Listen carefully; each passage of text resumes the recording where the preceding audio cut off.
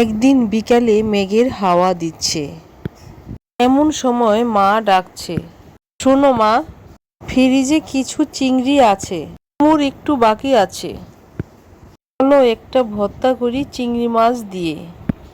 আমি অবাক হয়ে বললাম, ও চিংড়ি মাছের ভর্তা কুমড় দিয়ে বড়া?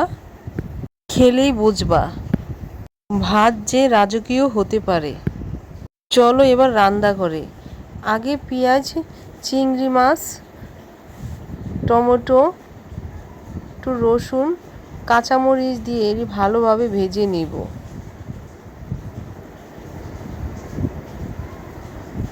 ঘন ঘন নাড়া দিতে লাগবে।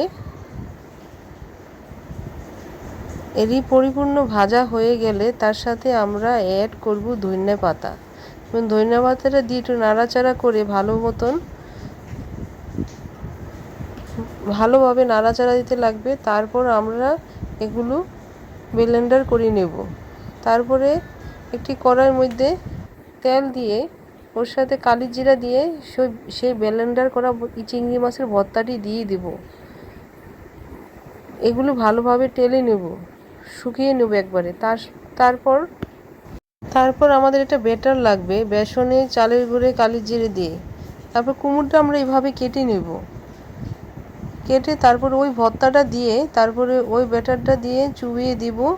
তারপরে একটা কড়াইয়ের মধ্যে তেল দিয়ে তেলটা গরম হলে এখন বড়াটি ছেড়ে দেব তেলের মধ্যে। বড়াটি ভেজে নেব। বড়াটি ভাজা হলে এপিঠ ওইপিঠ করে ভেজে নিব ভালো মতন, অল্প আঁচে, যাতে কুমড়োটি ভিতর থেকে সিদ্ধ হয়ে আসে এবং খেতেও দুর্দান্ত লাগে।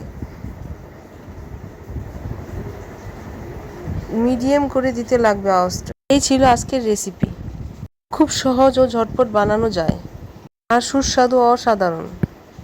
আপনারা বাড়িতে একটু ট্রাই করে দেখবেন। ভালো লাগলে অবশ্যই জানাবেন কমেন্টে। ভিডিওটি ভালো লাগলে সাবস্ক্রাইব করতে ভুলবেন না, লাইক করতে ভুলবেন না।